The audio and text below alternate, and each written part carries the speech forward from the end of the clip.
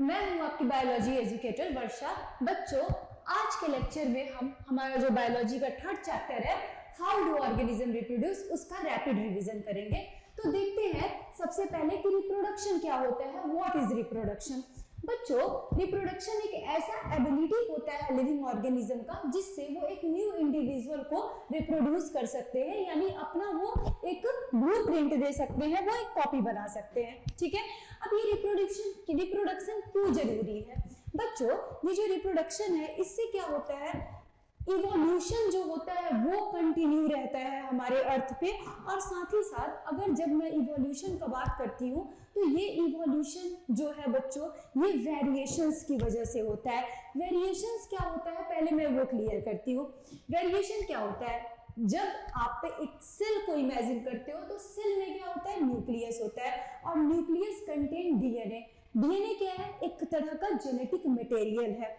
ये डीएनए जब रेप्लिकेट करता है यानी अपना कॉपी बना रहा होता है तो उस टाइम में क्या होता है बच्चों, वहां पे कुछ कभी एरर्स हो जाते हैं, यानी जो उसके कोड होते हैं उस कोड के सीक्वेंसेस में चेंज हो जाता है। उस वजह से क्या होता है, म्यूटेशन होता है। और यही म्यूटेशन को हम एक तरह से वेरिएशंस बोल सकते हैं। और इसी वेरिएशंस की वजह से क्या होता है बच्चों, एक जो इवोल्यूशन है वो हमारे अर्थ पे उसका कंटिन्यूटी मेंटेन रहता है, यानी कि इससे कोई भी लिविंग ऑर्गेनिज्म जो है उनको अपने एनवायरनमेंट में कोई भी अडेप्टेबिलिटी को अडेप्ट करने में, किसी भी नए कैरेक्टर्स को अडेप्ट करने में बहुत ही ज्यादा क्या मिलता है, उनको आसानी होता है। ठीक है, तो ये हमारा रहा रिप्रोडक्शन। एडवांटेजेस इसका क्या है, तो reproduction creates variations in DNA. Next देखते हैं कि body design of an organism. तो जो कि मैंने आपको बताया कि एक जो हमारा बॉडी होता है तो उसमें क्या होता है, आपको पता है कि सेल डिवाइड कर रहे होते हैं। सेल के अंदर में वो न्यूक्लियस होता है, न्यूक्लियस के अंदर में डीएनए होता है। डीएनए जब अपना कॉपी बना रहे होते हैं तो उस टाइम में उनसे जो कुछ गलतियां हो जाती हैं वही वेरिएशंस होता है। और इसी वेरिएशंस की वजह से क्या होता है बच्चों, हमें अडेप्टेशन करने में बहुत ही ज्यादा हेल्प मिलता है। आगे देखते हैं ये वेरिएशंस यानी कि कुछ चेंजेस है ना। अब ये वेरिएशन जैसे आप देख सकते हो आइस के कलर में हमेशा क्या हो रहा है, वेरिएशंस हो रहा है, यानी जनरेशन टू जनरेशन कुछ चेंजेस होंगे। पेरेंट से ऑफ स्प्रिंग में कुछ चेंजेस होंगे। रिप्रोडक्शन हमारा दो टाइप का होता है, पहला asexual reproduction and second one is sexual reproduction. In asexual reproduction single parent is involved and in sexual reproduction both parents, यानी यहाँ पे मेल पेरेंट भी होंगे और फीमेल पेरेंट होंगे। असेक्सुअल रिप्रोडक्शन में ना ही कोई गैमेट बनेगा बच्चों और ना ही कोई मेल गैमेट होगा, ना ही कोई फीमेल गैमेट होगा। लेकिन सेक्सुअल रिप्रोडक्शन में मेल गैमेट होगा, फीमेल गैमेट होगा। अब जब यहाँ पे कोई भी गैमेट्स नहीं होगा तो यहाँ पे फर्टिलाइजेशन नहीं होगा। Progeny is identical to parent, यानी कि जो न्यू ऑफ स्प्रिंग होंगे वो बिल्कुल ही पेरेंट्स की तरह होंगे, बट यहाँ पे क्या होगा, वो जेनेटिकली डिसिमिलर होंगे, यानी बिल्कुल ही अपने पेरेंट्स की तरह नहीं दिखेंगे। तभी तो क्या होगा बच्चों, इसी सेक्सुअल रिप्रोडक्शन में वेरिएशंस होने के चांसेस रहेंगे, यहाँ फर्टिलाइजेशन भी होगा। आगे देखते हैं असेक्सुअल रिप्रोडक्शन का टाइप्स क्या होता है। तो बच्चों, असेक्सुअल रिप्रोडक्शन के डिफरेंट टाइप्स होते हैं। हमारा फ्यूजन होता है, बर्डिंग होता है, फ्रेगमेंटेशन होता है, रीजनरेशन होता है, स्पोर फॉर्मेशन होता है और वेजिटेटिव प्रोपेगेशन होता है।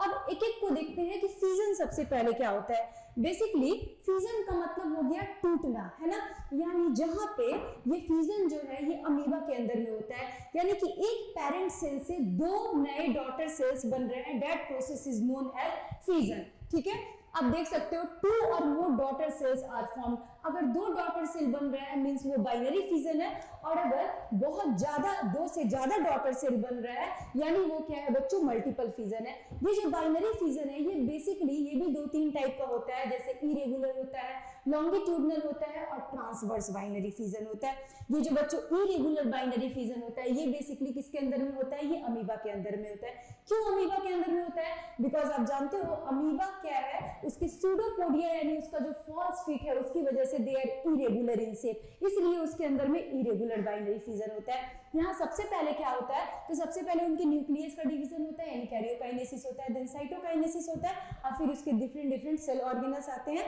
और वो बाद में क्या करता है, अपने आप को सेपरेट कर लेता है। यानी एक अमीबा से हमारा क्या हो गया बच्चों, दो अमीबा बन गया। आप यहाँ देख सकते हो लॉन्गिट्यूडनल बाइनरी फ्यूजन किसके अंदर हो रहा है, लेशमानिया के अंदर में, और ट्रांसवर्स बाइनरी फ्यूजन किसके अंदर में हो रहा है, पैरामीशियम के अंदर में। ये जो लॉन्गिट्यूडनल है ये लंबाई से होगा, ट्रांसवर्स कैसे होगा, ऐसे हाफ हाफ होगा, और अमीबा के अंदर में जो इरेगुलर होगा वो क्या होगा बच्चों, वो कहीं से भी होगा, ठीक है।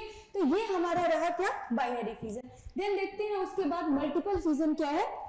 देख सकते हो पेरेंट सेल यहाँ पे पहले न्यूक्लियस डिवाइड हो रहा है, देन साइटोप्लाज्म का डिवाइड हो रहा है, और फिर 2 नए डॉटर सेल बन रहे हैं, और ये हमारा क्या है बच्चों, तो ये हमारा है लॉन्गिट्यूडनल और ये हमारा ट्रांसवर्स बाइनरी फ्यूजन है। फिर मल्टीपल फ्यूजन प्लाज्मोडियम के अंदर में होता है। प्लाज्मोडियम जो है वो क्या है, वो एक तरह का मलेरियल पैरासाइट है जिसकी वजह से काला आजार एक फीवर होता है, वो डिजीज कॉज होता है। तो यहाँ पे क्या होता है, जो हमारे एक पेरेंट सेल है वो डिफरेंट यानी मल्टीपल डॉटर सेल्स बनाएंगे।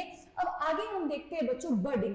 तो बडिंग क्या होता है, बडिंग हाइड्रा में होता है। बडिंग का मतलब हो गया कि वो अपने बॉडी के अंदर में उसके पास एक आउटर ग्रोथ प्रोजेक्शन है जिसे हम बर्ड्स बोलते हैं, और वही बर्ड्स धीरे धीरे एक इंडिविजुअल ऑर्गेनिज्म को ग्रो कर ले रहा है। That process is known as budding and this process occurs in hydra, ठीक है।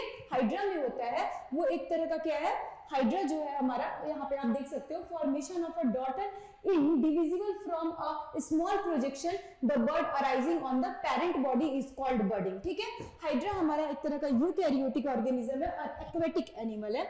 नेक्स्ट देखते हैं बच्चों फ्रेगमेंटेशन इन स्पाइरोगायरा। स्पाइरोगायरा के अंदर में आप देख सकते हो फ्रेगमेंटेशन कैसे हो रहा है। तो इसके ये जो पार्ट्स डिवाइड कर रहे हैं, अब ये फ्रेगमेंट 1 है, फ्रेगमेंट 2 है, फ्रेगमेंट 3 है, 3 फ्रेगमेंट में डिवाइड किया। अब ये जो हमारे तीनों फ्रेगमेंट्स है, इस तीनों से एक इंडिविजुअल स्पाइरोगायरा डेवलप हो जा रहा है। तो ये हमारा क्या है, फ्रेगमेंटेशन प्रोसेस है। आगे क्या है बच्चों, रीजनरेशन। रीजनरेशन का मतलब क्या होता है, रीजनरेशन यानी कि कोई ऑर्गेनिज्म जो कि अपने लॉस्ट बॉडी ऑर्गन पार्ट्स को क्या कर रहा है, पूरा का पूरा रीजनरेट कर ले रहा है। जैसे कि प्लैनेरिया का एग्जांपल देखते हैं। तो प्लैनेरिया एक तरह का फ्लैटवर्म है, वो बच्चों उसका हेड और मिडिल और टेल पार्ट होता है। अब अगर उसके हेड मिडिल टेल पार्ट अगर कट जाते हैं तो जो हेड पार्ट है वो क्या करेगा, 7 डेज के अंदर में यानी 1 वीक के अंदर में मिडिल और टेल पार्ट को ग्रो कर लेगा। मिडिल पार्ट क्या करता है, हेड और टेल पार्ट को ग्रो कर लेगा। टेल पार्ट क्या करेगा, मिडिल पार्ट और हेड पार्ट को ग्रो कर लेगा। तो ये हमारा रीजनरेशन इन प्लैनेरिया है। फिर आगे देखते हैं स्पोर फॉर्मेशन। स्पोर फॉर्मेशन किसके अंदर में होता है, तो आपके जो ब्रेड होते हैं, जिस वो जो राइजोपस होते हैं यानी कि जो फंगस लग जाते हैं, ठीक है, जो ग्रीन ग्रीन कलर के दिखते हैं, तो एक्चुअली में क्या होता है, उसके पास एक स्पोरेंजियम होता है और स्पोरेंजियम में बहुत सारा क्या होता है, स्पोर्स होता है, और वही धीरे धीरे क्या होते हैं, पूरे ब्रेड पे स्प्रेड हो जाते हैं। और ये बहुत क्या है, बहुत ही फास्ट प्रोसेस होता है स्पोर फॉर्मेशन का। आगे क्या है बच्चों, वेजिटेटिव प्रोपेगेशन। वेजिटेटिव प्रोपेगेशन क्या है, it is the simplest method of asexual reproduction in plants, यानी प्लांट्स के अंदर में एक सिंपलेस्ट मेथड है। द वेजिटेटिव पार्ट्स, जो भी वेजिटेटिव पार्ट्स है, वेजिटेटिव पार्ट्स क्या है, स्टीम, लीफ, रूट्स, तो उनसे हम क्या कर रहे हैं, उनसे हम एक प्रॉपर अपने प्लांट्स को ग्रो कर रहे हैं। Vegetative reproduction is classified into 2 types. इसको हम नेचुरली भी कर सकते हैं और आर्टिफिशियली भी कर सकते हैं। बाय स्टीम यानी कि हम पोटैटो को ग्रो कर सकते हैं, अनियन को, लेमन को। बाय रूट स्वीट पोटैटो को ग्रो कर सकते हैं, गुआवा को। और बाय लीव्स, ये आपका बहुत ही इंपॉर्टेंट है बच्चों, एक ब्रायोफाइलम होता है। तो ब्रायोफाइलम एक तरह का लीव्स होता है और वो लीव्स पे ऐसा कैपेसिटी होता है कि वो प्लांट से पूरे के पूरे ग्रो कर सकते हैं, ठीक है। तो ये आपका हो गया वेजिटेटिव प्रोपेगेशन। आप देख सकते हो ये आपका क्या हो गया बच्चों, ब्रायोफाइलम का एग्जांपल हो गया। अब नेक्स्ट क्या है हमारा, नेक्स्ट है हमारा सेक्सुअल रिप्रोडक्शन। सेक्सुअल रिप्रोडक्शन में 2 पार्ट है, पहले हम फ्लावरिंग प्लांट के अंदर में देखेंगे एंड अनदर हमारा क्या है बच्चों, हम ह्यूमन बीइंग के अंदर में देखेंगे। अगर हम sexual reproduction in flowering plant देखते हैं तो फ्लावरिंग प्लांट के अंदर में पहले सेक्स ऑर्गन क्या होते हैं, फीमेल सेक्स ऑर्गन क्या होता है, मेल सेक्स ऑर्गन क्या होता है, पहले वो देखते हैं। तो it can be defined as the production of new organism by the combination of genetic information of 2 individuals of different sexes, ठीक है। तो सबसे पहले मैं आपको ये बता देती हूँ कि जैसे फ्लावरिंग प्लांट के अंदर जब सेक्सुअल रिप्रोडक्शन होगा तो मेल गैमेट्स और फीमेल गैमेट्स होंगे, है ना। ये जो मेल गैमेट्स और फीमेल गैमेट्स हैं, फिर इन दोनों का क्या होगा बच्चों, इन दोनों का फ्यूजन होगा। फ्यूजन होने के बाद वो फर्टिलाइजेशन प्रोसेस कहलाएगा। और फिर उसके बाद हम देखते हैं फ्लावरिंग प्लांट में जो रिप्रोडक्टिव पार्ट होता है वो तो हमारा फ्लावर होता है, और जो हमारा नॉन रिप्रोडक्टिव पार्ट होता है यानी कि वेजिटेटिव पार्ट होता है वो मैंने आपको पहले भी बताया है, रूट, स्टीम और लीफ है। अब अगर हम रिप्रोडक्टिव पार्ट का बात करते हैं तो ये जो हमारे फ्लावर है, फ्लावर में मेल पार्ट है और फीमेल पार्ट है, ठीक है। अब जो मेल पार्ट है बच्चों, उसमें क्या है, ये आपका एंथर और फिलामेंट है। एंथर जो है, एंथर में क्या होता है, पॉलन ग्रेन होता है, और यही पॉलन ग्रेन जो फीमेल पार्ट है, फीमेल पार्ट के अंदर जाके ट्रेवल करेगा। फीमेल पार्ट में क्या क्या है, तो फीमेल पार्ट में आपका स्टिग्मा स्टाइल है, ये पिस्टिल हो गया, और इधर क्या हो गया आपका बच्चों, स्टेमेन हो गया। आप देख सकते हो ये जो पेटल्स हैं, पेटल्स क्या होते हैं, they are different in colour, ठीक है, ये डिफरेंट कलर के होते हैं ताकि ये पॉलिनेटर्स को अट्रैक्ट कर पाए। और सेपल्स क्या होता है, जो कि एक प्लांट को, एक फ्लावरिंग प्लांट को होल्ड करके रखता है। आप एक फ्लावर के पार्ट्स को देख सकते हो, सेपल्स यानी कैलिक्स, पेटल, कोरोला, एंड्रोसियम जिसे हम स्टेमेन भी बोलते हैं यानी जो कि मेल रिप्रोडक्टिव ऑर्गन है, गाइनोसियम क्या है, जिसे हम पिस्टिल और कार्पेल बोलते हैं, जो कि फीमेल रिप्रोडक्टिव ऑर्गन है, ठीक है।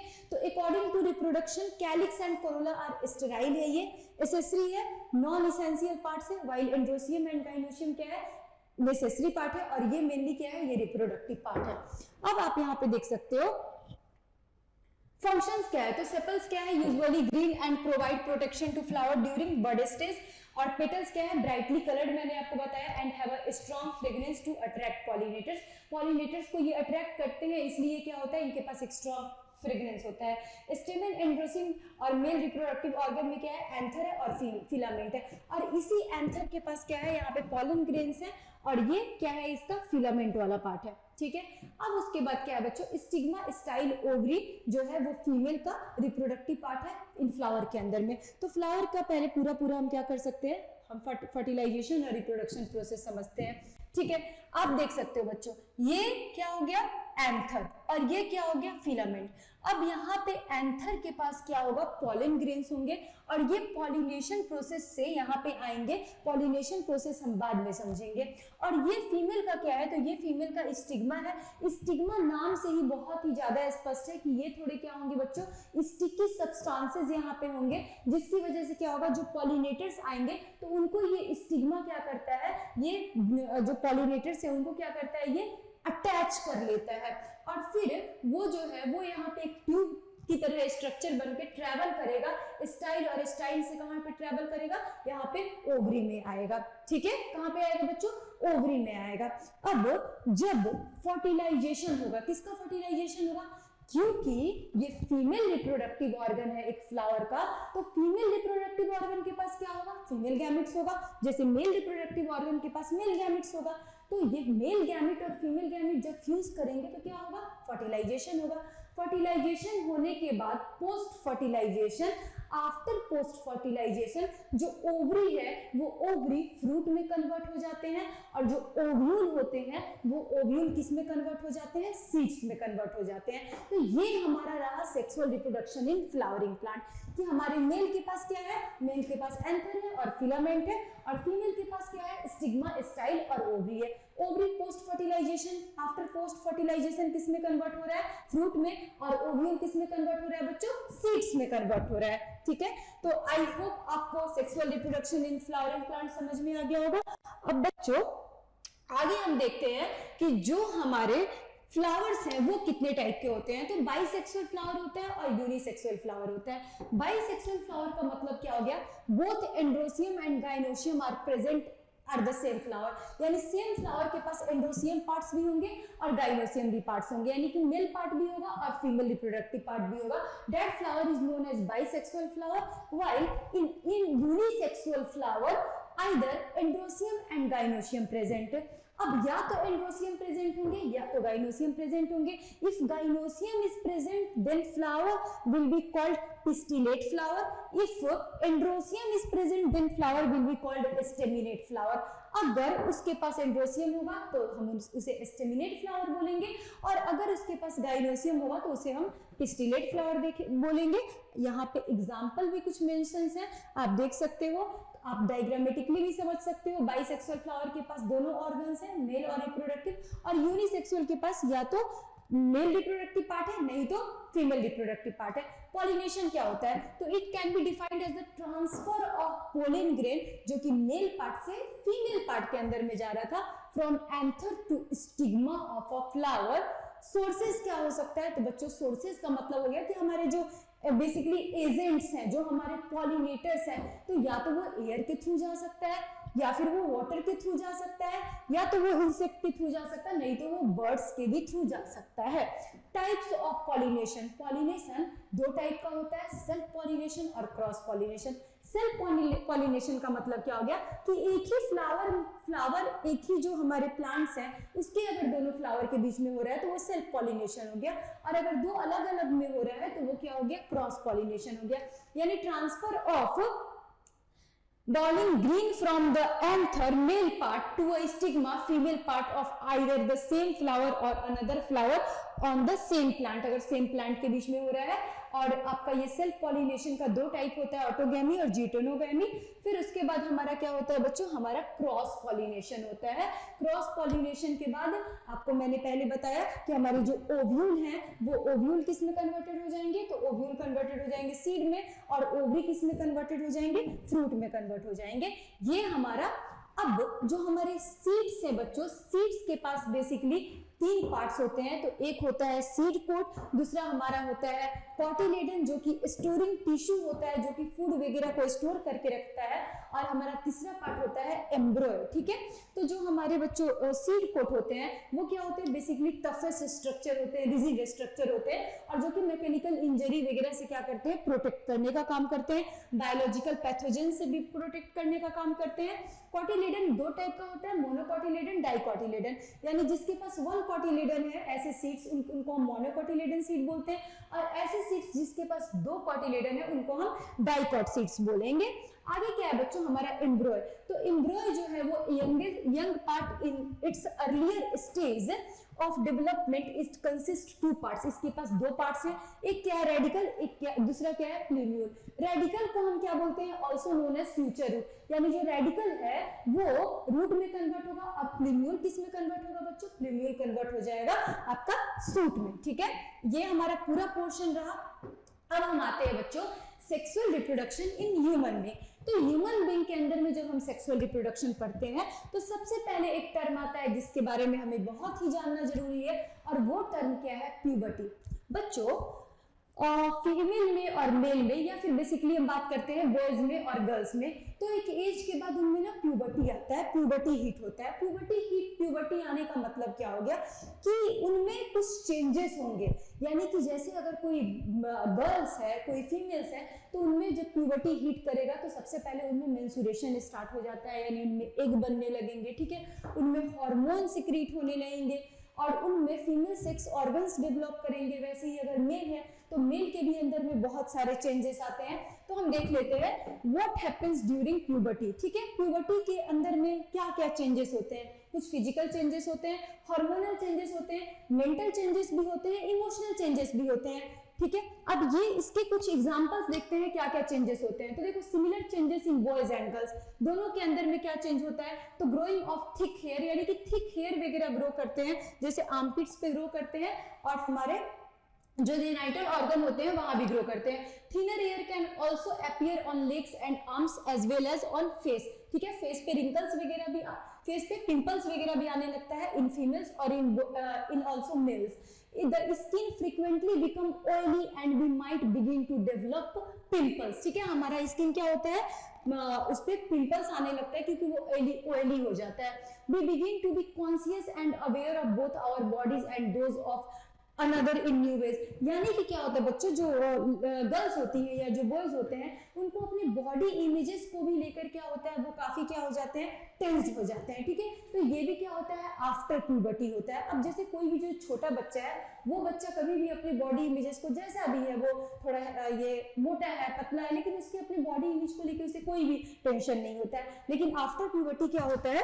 टेंशन होने लगता है ना। Different changes in girls and boys. Girls के अंदर में ब्रेस्ट डेवलपमेंट होगा, मेंस्ट्रुएशन साइकिल स्टार्ट हो जाएगा। This is a major changes after puberty in girls. Increase in fat mass on hips and thighs. Boys के अंदर में thick hair growth on face. Voice begins to crack. Exactly जो लड़कों का जो आवाज है वो क्या हो जाता है? क्रैक हो जाता है, फट जाता है, आवाज क्या होता है? बहुत ही ज्यादा भारी सा हो जाता है। And become heavy. Size of penis begin to increase and become enlarge and individual become capable of reproduction, यानी कि अब या तो वो मेल है या तो ये फीमेल है, यानी कोई बॉयज है या गर्ल्स है, after puberty both are capable for reproduction, यानी कि दोनों रिप्रोडक्शन के लिए कैपेबल हो जाएंगे। कुछ हार्मोनल चेंजेस होता है बच्चों। हार्मोनल चेंजेस क्या होता है, तो जो फीमेल गोनाड्स होते हैं या जो मेल गोनाड्स होते हैं, यानी जो ओवरी होता है उसके अंदर में क्या होता है, हार्मोन का सिक्रेशन होने लगता है, और मेल के भी अंदर में टेस्टोस्टेरोन हार्मोन बनने लगता है जो कि स्पर्म का प्रोडक्शन करने में हेल्प करता है। इमोशनल चेंजेस होते हैं, मूड स्विंग्स वगैरह भी होता है ना, ये सब भी आफ्टर प्यूबर्टी होता है। मेल रिप्रोडक्टिव सिस्टम अब देखते हैं, तो मेल रिप्रोडक्टिव सिस्टम हम सिंपली क्या करते हैं, इसके डायग्राम से हम समझेंगे।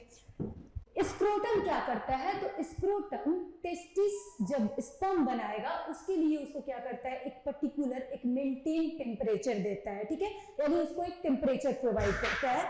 उसके बाद अब जब यहाँ पे टेस्टिस के पास बच्चों स्पर्म बन गया, अब ये स्पर्म क्या होगा, वेस डिफरेंस के थ्रू कहाँ चला जाएगा, वेस डिफरेंस के थ्रू जाएगा, और फिर जो सेमिनल वेसिकल है और जो हमारे प्रोस्टेट ग्लैंड है, ये दोनों क्या करते हैं, ये दोनों उसको कुछ फ्लूइड्स देंगे, और जब वो फ्लूइड्स के साथ मिल जाएगा तो उसे हम सीमेंस बोलते हैं।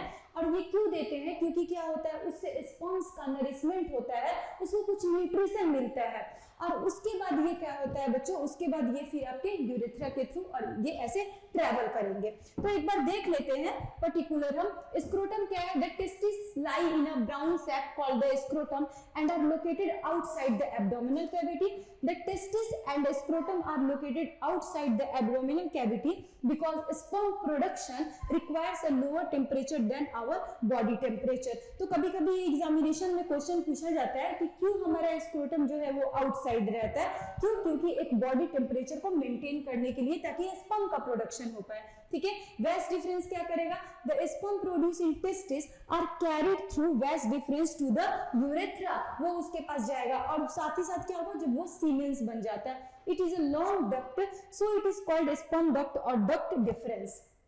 आगे देखते हैं यूरेथ्रा, और यूरेथ्रा क्या है, एक तरह का कॉमन पैसेज है फॉर यूरिन एंड स्पर्म दोनों के लिए, और प्रोस्टेट ग्लैंड यानी कि सेमिनल वेसिकल क्या कर रहा है, तो उसको एक मिल्की फ्लूइड सब्सटेंसेस दे रहा है, जिससे क्या हो रहा है, उसका मोबिलिटी बढ़ रहा है, यानी कि मोबिलिटी मतलब क्या होगा कि वो ज्यादा से ज्यादा मूवेबल होगा, है ना। उसके बाद हम बच्चों देखते हैं स्पर्म के स्ट्रक्चर को। स्पर्म क्या होता है, तो मेल गैमेट होता है, ठीक है। Sperm is smaller in size than ovum, यानी कि जो फीमेल का एग है, जो ओवम है, उसके अकॉर्डिंगली स्पर्म क्या होता है, साइज में छोटा होता है, मोटाइल होता है, यानी कि मूवमेंट कर सकता है, produced in large number in testis formed by the process of spermatogenesis, यानी कि जो हमारे स्पर्म का प्रोडक्शन होता है उसको हम क्या बोलते हैं, स्पर्मेटोजेनेसिस बोलते हैं, ठीक है। जो गैमेट्स बनता है उसको हम क्या बोलते हैं, गैमेटोजेनेसिस बोलते हैं। अब बच्चों फीमेल रिप्रोडक्टिव सिस्टम है। फीमेल रिप्रोडक्टिव सिस्टम में हम बेसिकली क्या के बारे में पढ़ते हैं, ओवरी के बारे में पढ़ते हैं, ओविडक्ट और फैलोपियन ट्यूब के बारे में पढ़ते हैं, और हम यूट्रस के बारे में पढ़ते हैं जो कि मदर्स वूम्ब होता है, वजाइना यानी हमारे बर्थ कनाल होता है। अब मैं आपको यहाँ पे एक लॉजिक समझा रही हूँ। मैंने आपको प्यूबर्टी के टाइम में क्या बताया कि गर्ल्स में मेंस्ट्रुएशन साइकिल होता है। ये मेंस्ट्रुएशन साइकिल जो है, सबसे पहले तो आपको ये याद रखना है बच्चों कि जब किसी भी गर्ल्स को फर्स्ट टाइम पीरियड्स आता है, फर्स्ट बार मेंस्ट्रुएशन साइकिल स्टार्ट होता है, तो हम उसे मिनार्क बोलते हैं, और जब वो स्टॉप हो जाता है एक सर्टेन एज में, तो हम उसे क्या बोलते हैं बच्चों, मेनोपॉज बोलते हैं। अब किसी भी फीमेल को जब पहली बार मेंस्ट्रुएशन साइकिल स्टार्ट होता है तो they are capable for reproduction, वो रिप्रोडक्शन के लिए कैपेबल हो जाती है। हर मंथ में क्या होता है बच्चों, गर्ल्स को जो है वो हर मंथ में पीरियड्स आते हैं, यानी उनका मेंस्ट्रुएशन साइकिल होता है। जब वो जो एग है, वो एग कहाँ पे रहता है, ओवरी के अंदर में रहता है, ठीक है। ये ओवरीज क्या है, पेयर्स में है, ये एग ओवरी के अंदर में होता है। ड्यूरिंग सेक्सुअल इंटरेक्शन, जब सेक्सुअल इंटरेक्शन होंगे, यानी अब यहाँ पे हम फर्टिलाइजेशन और एक बेबी का बर्थ कैसे होता है वो हम समझ रहे हैं, ठीक है। तो जब सेक्सुअल इंटरेक्शन होगा बच्चों मेल और फीमेल के बीच में, तो क्या होगा, स्पर्म क्या होगा, पहले वजाइना, सर्विक्स, ऐसे करके करके ये कहाँ जाएंगे, तो ये बच्चों यहाँ पे ओवरी जो है वो एक बना दिया, ठीक है, जो कि हर मंथ में एक बना रहा है, और फिर ये एक ट्रेवल करके कहाँ पे जाएगा, ये फैलोपियन ट्यूब के पास जाएगा, ठीक है। अब ये जब फैलोपियन ट्यूब के पास जाएगा तो यहाँ पे क्या है, अगर सेक्सुअल इंटरेक्शन हुआ है तो यहाँ पे क्या प्रेजेंट है बच्चों, यहाँ पे स्पर्म्स प्रेजेंट है। स्पर्म्स एक बार जब सेक्सुअल इंटरेक्शन होता है तो मिलियंस ऑफ स्पर्म्स जाते हैं, लेकिन आपका फाइनली क्या होता है, एक स्पर्म्स आपका डिसाइड करता है फर्टिलाइजेशन के लिए, ठीक है। अब क्या होता है बच्चों, जब यहाँ पे स्पर्म और एग दोनों का फ्यूजन हो गया, तो फ्यूजन होने के बाद हम उसे क्या बोलते हैं, तो उसे हम बोलते हैं जाइगोट, ठीक है। और फिर ये जाइगोट क्या करेंगे, ये जाइगोट एक तरह की जो सेल है, इसमें मल्टीप्लिकेशन होता है, ये डिवाइड करेंगे और डिवाइड कर करके ये क्या बना लेते हैं, तो ये बना लेंगे एम्ब्रॉय। और वही एम्ब्रॉय क्या होगा, वही एम्ब्रॉय का यहाँ पे क्या कर दिया जाता है, यहाँ पे फर्टिलाइजेशन हो रहा है, और फर्टिलाइजेशन होने के बाद वो एम्ब्रॉय जब यहाँ पे आ जाता है तो उसका क्या हो जाता है बच्चों, उसका इम्प्लांटेशन हो जाता है, ठीक है। फर्टिलाइजेशन के बाद क्या हो रहा है, इम्प्लांटेशन हो रहा है जब यहाँ पे एम्ब्रॉय आ गया।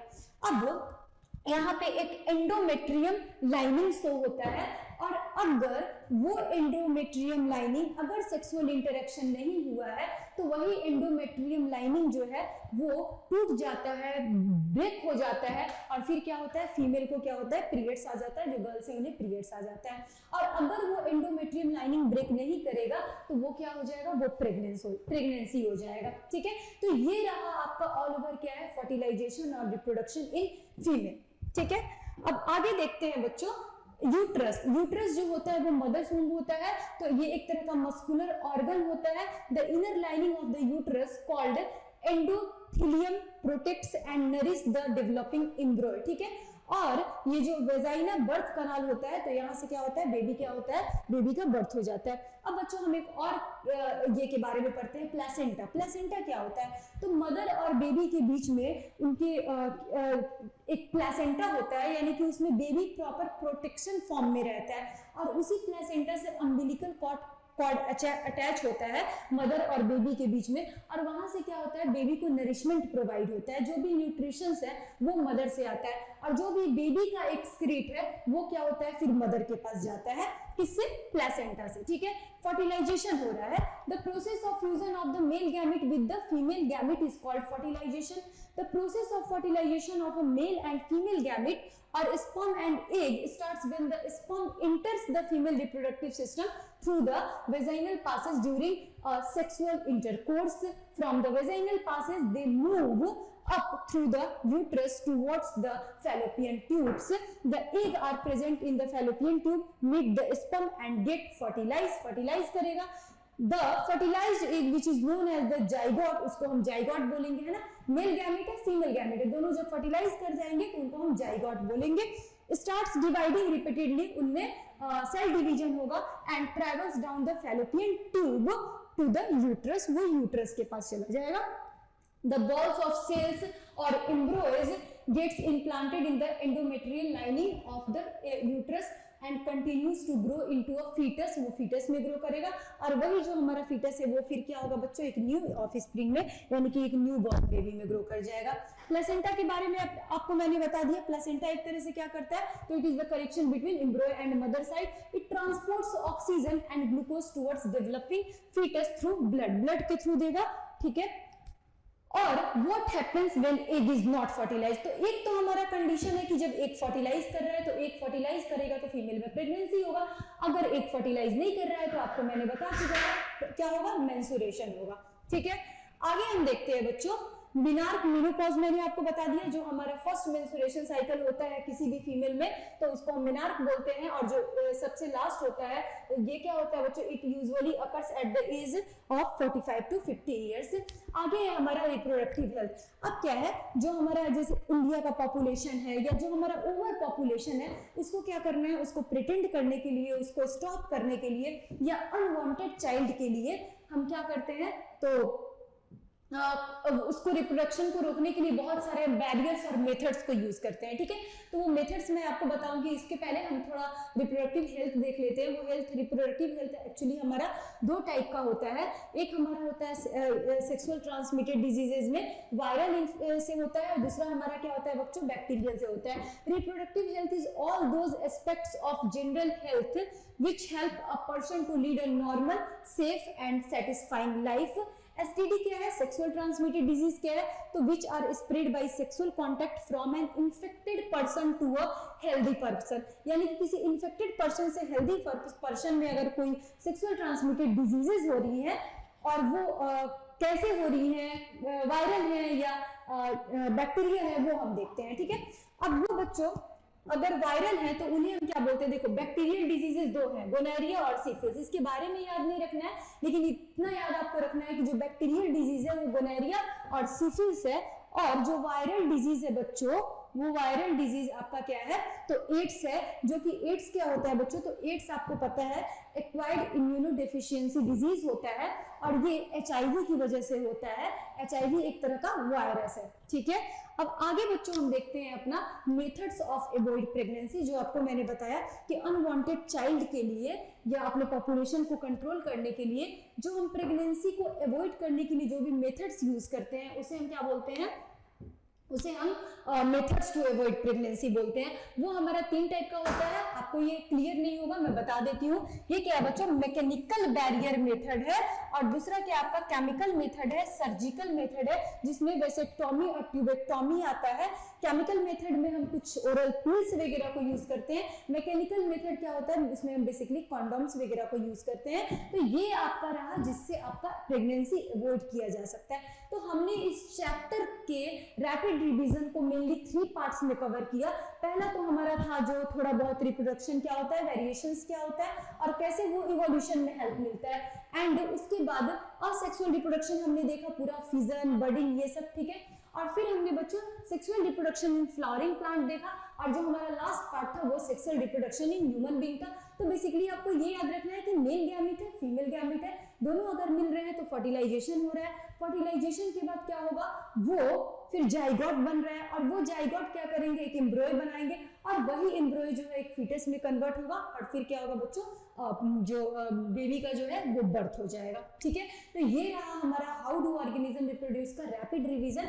अब नेक्स्ट लेक्चर में हम अपने हेरिडिटी चैप्टर के साथ आपसे मिलते हैं, ठीक है। तो आज के लिए बस इतना ही।